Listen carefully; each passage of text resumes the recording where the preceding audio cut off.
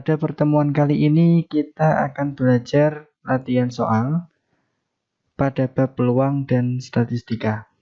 Untuk soal yang pertama yaitu tentang peluang. Submateri yang akan dipelajari di sini yaitu aturan pengisian tempat yang tersedia.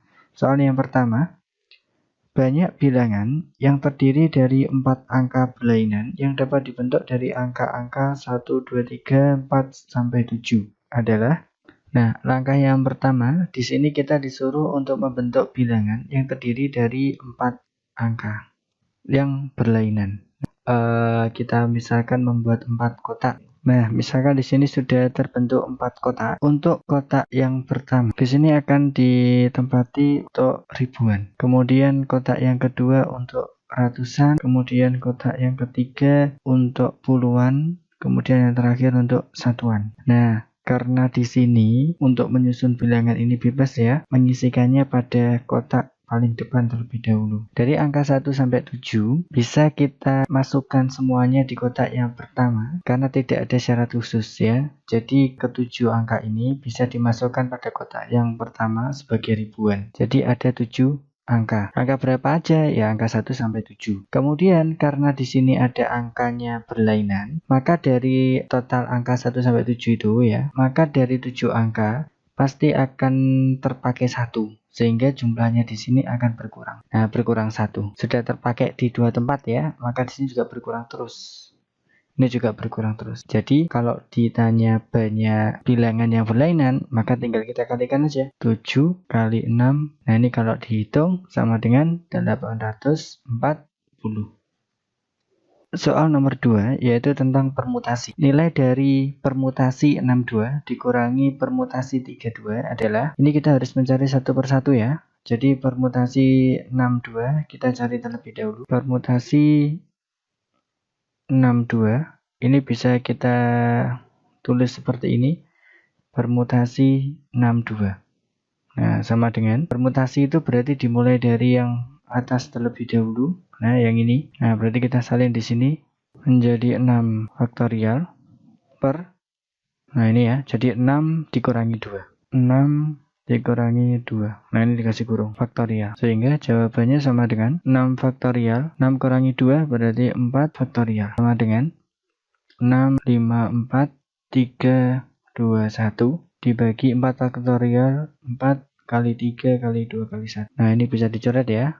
4 kali 3, 21 dengan 4 kali 3 sama dengan 6 dikali 5. Untuk permutasi satunya yaitu 32 bisa kita tulis menjadi P32. Dari atas dulu 3 faktorial per atas kurangi bawah. 3 kurangi 2 faktorial sama dengan 3 faktorial per 1 faktorial. Nah, sama dengan 3 kali 2 kali 1 per 1. Nah, berarti di sini jawabannya adalah 6. Sehingga P62 dikurangi P32 sama dengan 30. Ini ya, bisa kita temukan tadi 30 sama 6. 30 dikurangi 6 sama dengan 24. Soal berikutnya, suatu rapat dihadiri oleh 5 orang peserta yang terdiri dari ketua, wakil, sekretaris, anggota 1, dan anggota 2. Susunan posisi duduk pada saat rapat adalah mengelilingi meja bundar. Jika ketua dan wakil harus saling berdekatan, banyaknya susunan yang mungkin pada rapat tersebut adalah. Nah, di sini karena ada kalimat mengelilingi meja bundar, jadi di sini kita pakai permutasi siklis. Kemudian kalau misalnya kita buat ilustrasinya, misalkan ini adalah sebuah meja bundar, ya misalkan seperti ini.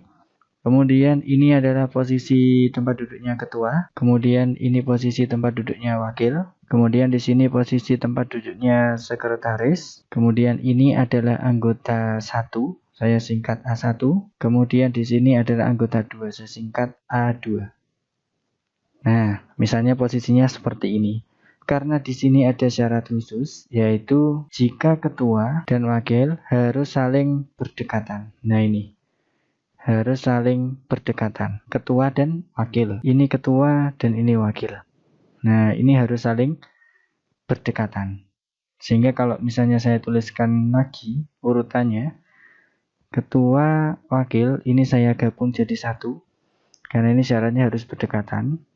kemudian dilanjut sekretaris, kemudian dilanjut anggota pertama, dilanjut anggota kedua. Kalau misalnya kita lihat di sini semula ada 5 orang ya. Kalau ketua dan wakil harus saling berdekatan, maka ketua dan wakil ini dihitung 1 orang. Nah, dimisahkan 1 orang. Sehingga banyaknya orang di sini ada 4. Nah, kalau misalnya kita mau pakai rumus permutasi siklis, rumusnya adalah n-1 faktorial. Karena di sini ada kriteria ya, jadi rumusnya ini sedikit kita rubah. Sehingga kalau misalnya kita cari, n-nya di sini 4 ya. Nah, n-nya sama dengan 4. Kemudian kita masukkan ke rumus menjadi, nah jadinya 4 dikurangi 1 faktorial dikali. Nah, karena 2 orang saling berdekatan, berarti kita isi posisinya dengan 2 faktorial. Nah, kalau misalnya di sini ada 3 orang yang saling berdekatan, berarti di sini 3 faktorial. Sama dengan 4 kurangi 1 berarti 3 faktorial dikali 2 faktorial. Nah, sama dengan 3 faktorial berarti kan 6 dikali 2 faktorial 2. Sama dengan 12. Selanjutnya yaitu tentang kombinasi. Seorang siswa diwajibkan mengerjakan 8 dari 10 buah soal, di mana nomor 1 sampai dengan 4 itu wajib dikerjakan. Banyaknya pilihan yang harus diambil siswa tersebut adalah, nah kalau misalnya ada soal seperti ini kita menggunakan kombinasi ya. Jadi kita data dulu, total soal di situ kan ada 10. Nah, dari 10 soal ini diwajibkan mengerjakan 8 soal. Nah, ini bebas ya. Bebas itu maksudnya boleh mengerjakan nomor berapapun, yang penting totalnya nanti 8 soal. Gitu maksudnya. Nah, di sini ada syarat khusus. Syarat khususnya adalah nomor 1 sampai dengan 4 wajib dikerjakan. Nah, karena ada keterangan ini. Artinya, soal urut ya. Soal yang nomor 1 sampai nomor 4 ini wajib dikerjakan. Nah, total di sini berarti kan ada 4 soal ya yang wajib dikerjakan dan urut. Nah, sisanya kan 4 lagi karena mintanya 8. Nah, 4 lagi itu bebas. Sehingga kalau misalnya kita mau menyelesaikan ini, tinggal kita gunakan rumus kombinasi. Paling atas itu ditulis total soal. Totalnya di sini ada 10 ya. Kemudian diambil 8. Nah, diambil 8 karena disuruh mengerjakan 8 soal. Karena ada syarat khusus 1 sampai 4 wajib, maka masing-masing ini dikurangi dengan 4. Nah, 4 itu dapat dari sini ya. Sehingga kombinasinya jadi 6 diambil 4. Nah, sama dengan 6 faktorial per bawah 4 faktorial dikali, nah ini dikasih kurung ya, atas kurangi bawah, 6 dikurangi 4 faktorial. Nah, jangan lupa kalau kombinasi atas ditulis ya. Nah, atas ini ditulis. Kemudian bawah ini juga ditulis. Nah, yang ini tinggal mengurangkan atas kurangi bawah. Kemudian kita hitung sama dengan, kita tulis tetap dulu ya. 6 faktorial per 4 faktorial dikali 2 faktorial. Ya, kemudian kita jabarkan 6, 5, 4, 3 dibagi 4 faktorial berarti 4, 3 dikali 2 kali 1. Nah, ini ada yang bisa kita coret. 4, 3, 2, 1 dengan 4, 3, 2, 1. Kemudian 2 sama 6. Ini kan 3. Jadi jawabannya sama dengan 15. Dalam seperangkat kartu bridge, diambil sebuah kartu secara acak. Peluang terambilnya sebuah kartu berwarna merah adalah, nah di sini karena yang ditanyakan adalah peluang, berarti kita butuh yang namanya NS ya. Kemudian kita butuh yang namanya NA. Kemudian untuk NS, karena ini adalah seperangkat kartu bridge ya. Nah, kartu bridge, peta kartu bridge itu ada 52. Jadi 52 itu tersusun seperti ini ya, 13, 13, 13. Kalau dikali 4 kan 52. Untuk NA-nya itu diambil sebuah kartu berwarna merah. Merah itu kan hanya posisi ini dan itu. Nah, ada 2 ya. Maka banyaknya merah itu total ada 26. Sehingga kalau misalnya kita menyusun peluangnya menjadi PA sama dengan NA per NS. Nah, tinggal kita masukkan, NA-nya adalah 26 per NS-nya adalah 52, sama dengan 1 per 2. Soal berikutnya, 2 uang logam dilempar undi bersama-sama sebanyak 100 kali. Frekuensi harapan muncul paling sedikit satu angka adalah. Nah, langkah yang pertama di sini kita lihat benda yang digunakan adalah 2 uang logam. Berarti kita buat semua kejadian yang mungkin dari pelemparan 2 uang logam. Misalkan di sini saya membuat tabel, ya, sudah jadi tabelnya seperti ini. Kemudian posisi atas saya namakan logam atau koin pertama. Nah, ini logam atau koin yang kedua.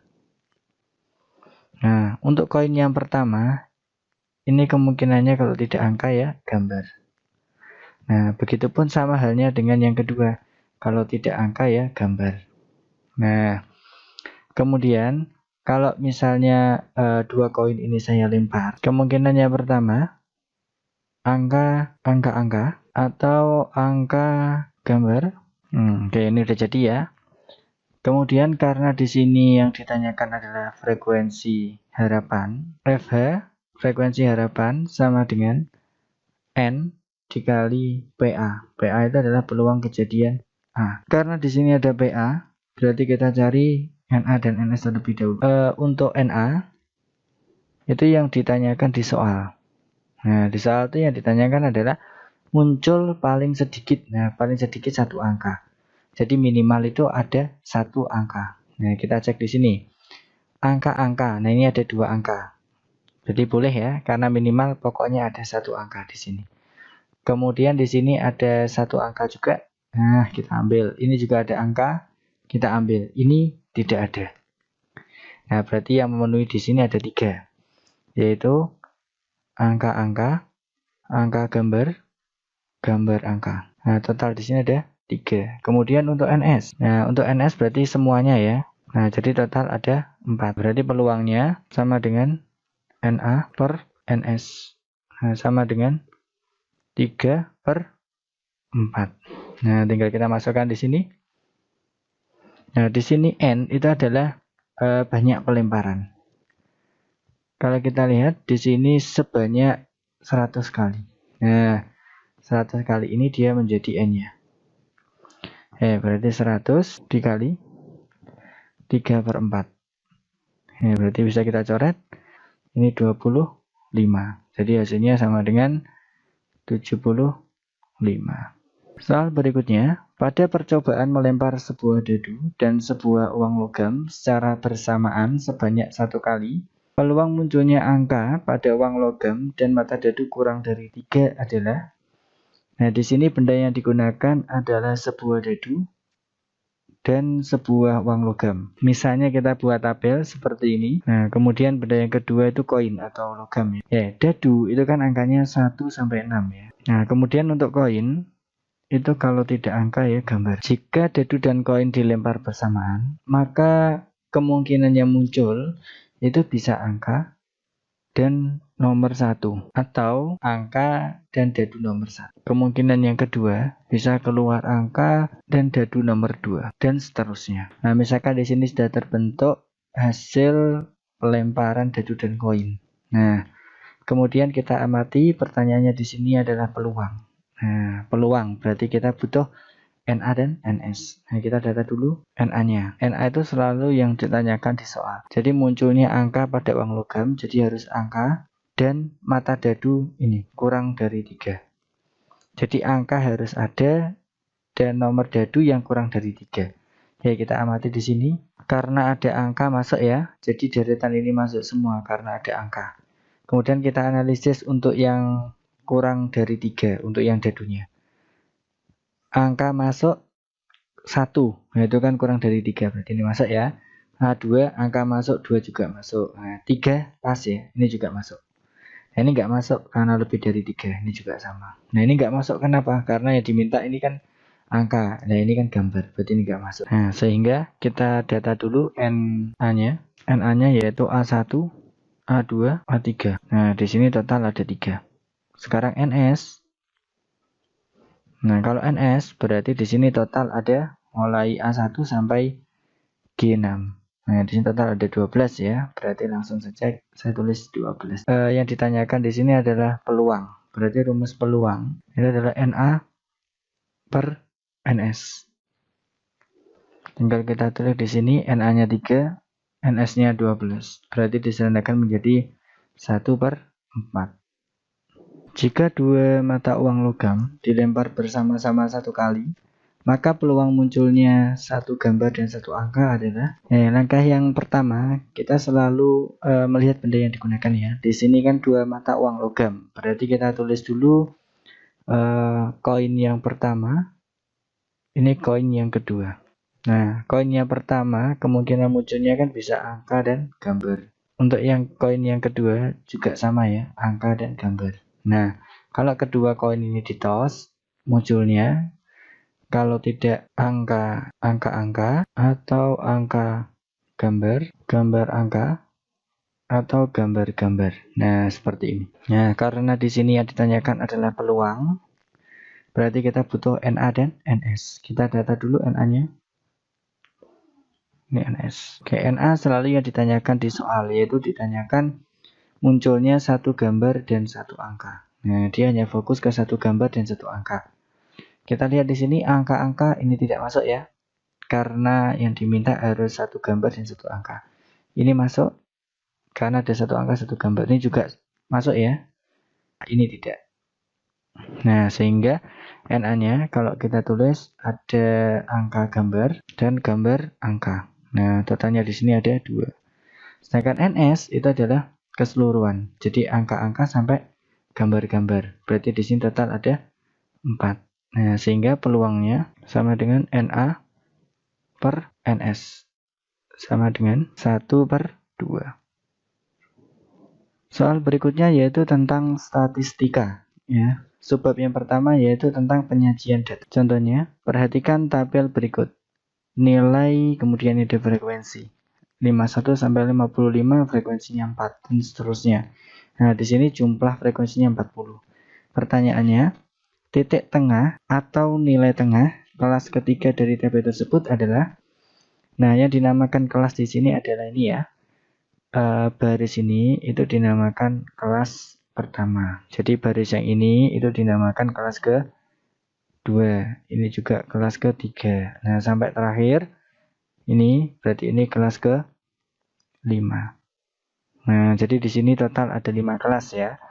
Tapi yang ditanyakan di sini fokus hanya kelas ketiga. Berarti kita fokus pada kelas ketiga saja, yaitu kelas yang ini. Kemudian karena yang ditanyakan titik tengah atau nilai tengah kelas, berarti kita ambil angka ini ya, sesuai kelasnya, 61 sampai 65. Untuk menentukan titik tengah, atau biasa disimbolkan dengan XI, sama dengan, jadi 61 tambah 65, tinggal dijumlahkan saja, kemudian dibagi dengan 2. Nah, sehingga jawabannya adalah 126 dibagi 2. Nah, sama dengan 63. Perhatikan tabel berikut. Di sini ada nilai dan frekuensi. Nah, di sini jumlahnya 40. Interval pada kelas ketiga adalah, yang ditanyakan adalah interval pada kelas ketiga. Kita tandai dulu kelas ketiga berarti yang ini ya. Jadi misalnya saya mulai dari yang atas. Di sini awalnya adalah 51. Ya, ini kan belum tahu nih berapa. Kemudian kita lihat bawahnya. Nah, di sini kan 56. Nah, kalau di sini 56, di sini sebelum 56, berarti 55. Nah, begitu. Kemudian, kalau misalnya kita amati lagi, 51 ke 55 itu kan ditambah 4. Ya, ditambah 4. Berarti semuanya ini juga ditambah 4 nantinya. Jadi 51 jadi 55 tambah 4. Ini juga tambah 4. Sehingga menjadi 60. Nah, kalau ini 60, berarti ini lanjutannya adalah 61. Tambah 4 lagi, jadinya 65. Nah, jadi interval pada kelas ketiga adalah, untuk kelas ketiga kita sudah tahu panjang kelasnya, yaitu 61 sampai 65. Nah, untuk intervalnya, berarti ini kita jabarkan. 61 sampai 65. Berarti kalau dituliskan 61, kemudian 62, 63, 64, dan 65. Nah, ini totalnya di sini kan ada 5 ya. Nah, jadi interval pada kelas ketiga adalah 5. Soal berikutnya, diketahui total barang yang dijual pedagang baju adalah 300 buah. Jika baju yang dijual dibentuk dalam diagram lingkaran sebagai berikut. Nah, ini diagramnya. Baju remaja 40%, baju dewasa 38%, baju anak ini belum tahu ya. Berapa baju anak yang dijual pedagang tersebut? Karena yang ditanyakan di sini adalah baju anak, berarti perlu kita cari persentase ya. Untuk persentase di sini kan total persentase ada 100. Sehingga yang diketahui ini kita jumlahkan, berarti untuk mencari baju anak tinggal 100% ya dikurangi. Nah, ini dijumlah dulu 40 tambah 38. 40 ditambah 38. Ini adalah persen. Nah, sehingga 100% dikurangi jumlahnya ini kan 78%. Nah, jadi di sini masih 22%. Sehingga baju anak di sini adalah 22%. Nah, kalau dicari berapa banyak baju anak, kita tuliskan di sini banyak baju anak yang dijual ya, sama dengan persentase baju anak itu kan 22.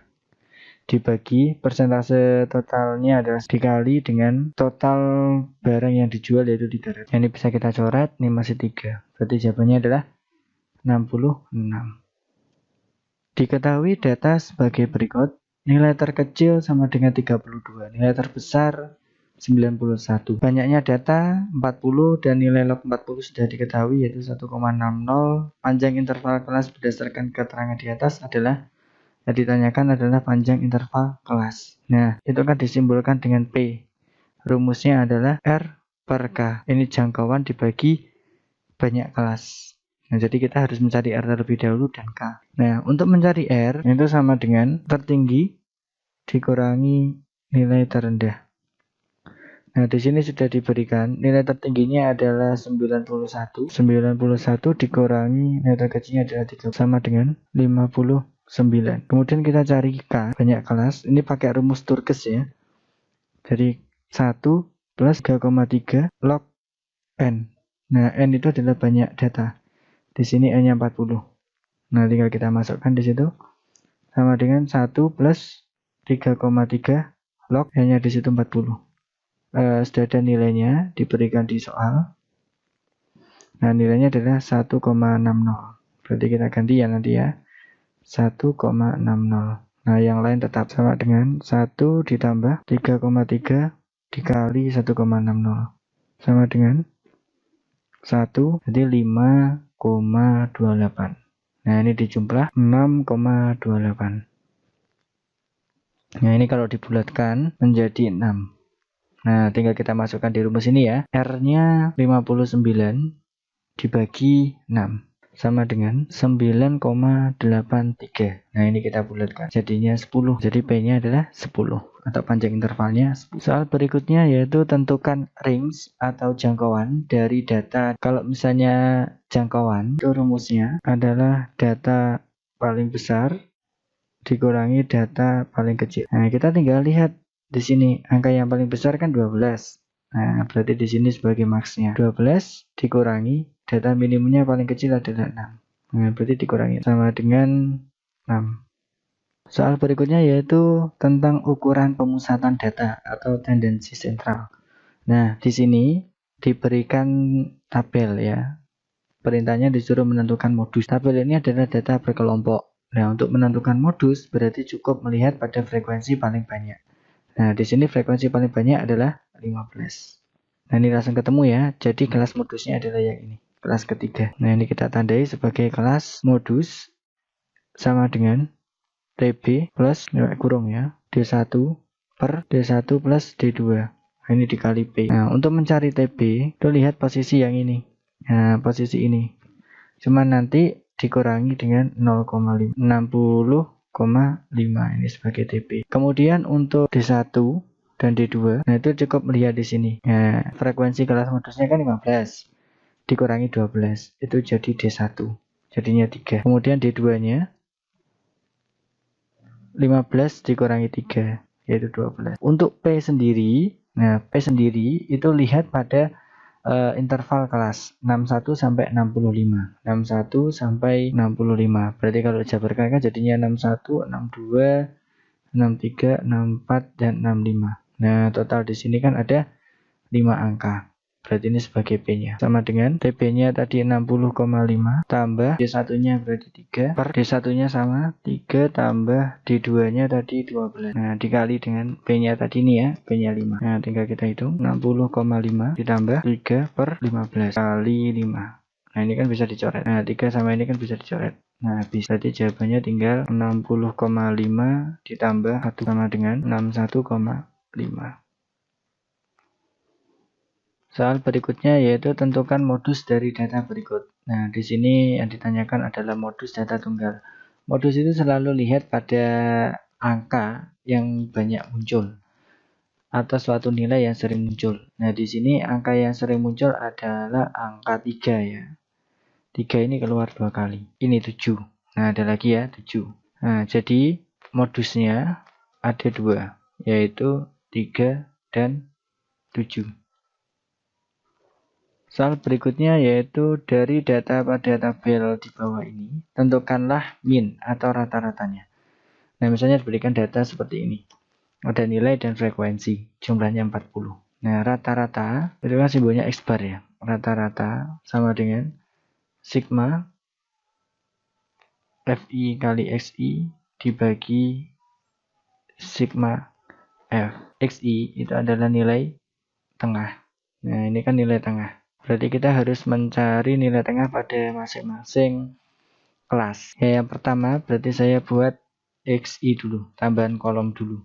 Xi ya. Frekuensi ini bisa saya tulis menjadi Fi. Sama saja ya. Nah, jadi nanti saya butuh Fi dikali Xi. Saya tuliskan sekalian di sini. Fi dikali Xi. Kemudian bisa kita amati ya, untuk mencari Xi cukup ambil pada kelas yang pertama saja. Kelas berikutnya mengikuti. Misal ini kan 75, ini 79. Berarti kalau mau mencari Xi itu kan tinggal 75 tambah 79 dibagi 2. Nah, sama dengan 154 dibagi 2. Sama dengan 77. Nah, berarti di sini 77. Nah, seperti itu. Jadi cukup satu aja. Kemudian kalian amati. Di sini kan 75 jadi 77. Itu kan ditambah 2. Berarti nanti semuanya juga ditambah 2.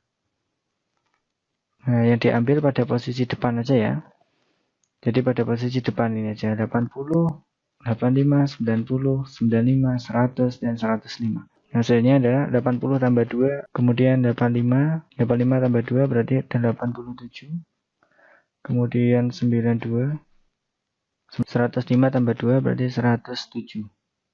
Nah, kemudian tinggal kalikan Fi dikali Xi ya. Berarti tinggal 2 kali 77 ya. Nah, selanjutnya tinggal kita kalikan aja Fi dikali Xi. Ini Fi ya. Ini Fi dikali Xi. Nah, berarti 2 kali 77, 154. Nah, ini juga sama. 3 dikali 82. Ya, berarti ini 246. Ini juga sama. Jadi semuanya itu dikalikan. Nah, kemudian kita tinggal dijumlah saja ya ke bawah untuk sigma Fixi. Kalau ditotal ke bawah berarti jumlahnya adalah 3690. Nah, seperti ini. Sehingga tinggal kita masukkan aja ke rumus sama dengan untuk yang ini. Untuk yang ini disebut sigma Fixi. Nah, kalau yang ini disebut sigma Fi. Nah, tinggal kita masukkan aja di sini. Berarti 3690 dibagi 40 sama dengan 92,25. Soal berikutnya, tentukan rataan hitung dari data di bawah ini. Nah, untuk mencari rata-rata data tunggal, berarti tinggal menjumlahkan semua datanya dibagi banyak data ya. Berarti ini semuanya kita jumlah. Nah, nanti dibagi banyaknya data. Di sini banyak data ada 8. 3 tambah 6 tambah 6. Nah, dibagi banyak datanya ada 8. Nah, kemudian kalau ini dijumlah sama dengan 40 dibagi 8 sama dengan 5. Nah, misalnya di sini ada soal yang mirip seperti yang tadi, cuma di sini ada data yang hilang. Rata-ratanya diketahui 5. Nah, disuruh mencari data yang hilang ini atau X-nya. Rumusnya untuk mencari rata-rata itu kan semua nilai ini dijumlah ya. 366 ini jumlah semuanya. Sehingga kita tulis dulu 3 tambah 6 tambah 6. Nah, ini X saya taruh belakang ya, dibagi. Nah, di sini ada berapa banyak data ini? Ada 8. Nah, ini ya, jadi banyak data ini ada 8. Sama dengan ini rata-ratanya sudah diketahui. Ya, rata-ratanya di sini 5. Nah, tinggal masukkan aja di sini. 5 sama dengan ini kalau dijumlah itu 33. Nah, jangan lupa ini ya, plus X dibagi 8. 8 pindah ke kiri. Jadinya 40 sama dengan 33 plus X. Nah, jadi X-nya sama dengan 40 dikurangi 3 ya, jadinya 7.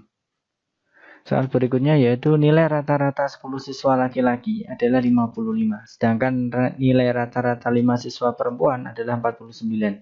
Jika nilai mereka digabungkan, maka nilai rata-rata gabungannya adalah rumus untuk rata-rata gabungan. Ya, saya tuliskan terlebih dahulu. Rata-rata gabungan sama dengan rata-rata 1 dikali N1 ditambah rata-rata 2 dikali N2. Nah, dibagi N1 tambah N2. Sekarang kita tinggal memisahkan aja apa yang menjadi N1 dan N2. Misal, laki-laki itu saya misalkan dengan 1. Ya. Kemudian perempuan saya misalkan dengan 2. Nah, berarti kalau misalnya di sini ada N1 pasti ada rata-rata 1. Nah, ini kalau 1 berarti mininya laki-laki. Kalau N2 maka dia punya rata-rata 2. Nah, yang jadi N1 itu N itu adalah banyaknya laki-laki ya, berarti di ada 10. Berarti ini 10, kemudian rata-ratanya laki-laki 55. Nah, sekarang kalau N2-nya di sini rata 5 siswa perempuan ya, berarti N2-nya 5, kemudian rata-ratanya adalah 49. Nah, tinggal kita hitung aja di sini. Berarti rata-rata gabungan sama dengan rata-rata 1 kali N1. Berarti 55 dikali 10 ditambah 49 dikali 5. Dibagi 10 tambah 5. Nah, sama dengan 550 ditambah 245 dibagi 15. Nah, sama dengan 795 dibagi 15 sama dengan 53. Tentukan median dari data berikut. Nah, kalau median berarti datanya ini harus diurutkan terlebih dahulu. Misalnya ini datanya sudah kita urutkan, kemudian kita lihat posisi paling tengah itu sebagai median. Ya, jadi posisi paling tengah di sini adalah yang ini ya. Yang ini adalah mediannya sama dengan 5. Soal berikutnya, dari data pada tabel di bawah ini tentukanlah mediannya. Nah, yang ditanyakan di sini adalah median. Median sama dengan TB plus ya setengah N min FK, frekuensi kumulatif, dibagi frekuensi mediannya dikali P. Untuk menentukan median, kita cari dulu letak mediannya. Nah, ini langkah yang pertama. Letak kelas median. Itu rumusnya adalah setengah kali N. Nah, N itu banyak data. Nih. Jadi tinggal kita masukkan setengah dikali 40. Sama dengan 20. Nah, setelah kita hitung ketemunya 20, berarti kita buat kolom baru, namanya adalah kolom FK, frekuensi kumulatif. Nah, kalau di sini 4, berarti ditulis tetap ini 4. Nah, kemudian ke sini tambah. Di 4 tambah 12, 16. Kemudian ini ke sini juga tambah. 16 tambah 15, 31. Nah, jumlahnya ini dan ini harus sama. Kalau berbeda, mungkin ada kesalahan perhitungan di bagian ini. Berarti kita lihat kelasnya. Kalau di sini ketemunya 20, lihat di FK. 4 sama 20 itu kan kurang ya. Kalau 16, itu juga kurang. 31 cukup ya. Kelasnya ada di 31. Lihatnya pada kolom FK. Yang menjadi TB ya, itu adalah posisi ini tapi dikurangi 0,5. Berarti TB-nya di sini menjadi 60,5. Nah, kemudian untuk panjang kelas ya, panjang kelas saya salin di bawah sini 61 sampai 65. Berarti kalau dijabarkan jadi 61, 62 ya. 63, 64, 65. Nah, ini semuanya di sini ada 5. Ini dia disebut P. Sama dengan TB-nya tadi 60,5 ditambah setengah N. Sudah kita cari ya, ini 20. Langsung aja. 20 dikurangi FK. Nah, FK itu gini.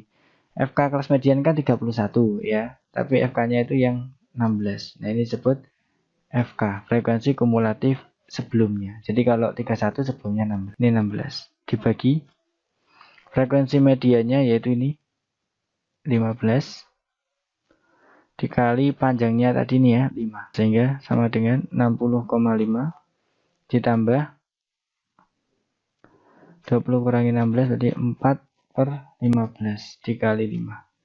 Ini dicoret masih 3, berarti 60,5 ditambah 4/3. Ini kalau dibuat desimal jadinya 60,5 ditambah 1,33. Nah, kalau kita jumlah jadinya adalah 61,83. Nah, jadi medianya adalah 61,83. Soal berikutnya yaitu tentang ukuran penyebaran data atau dispersi. Nah, yang pertama, diketahui data sebagai berikut. Tentukan kuartil atas atau Q3.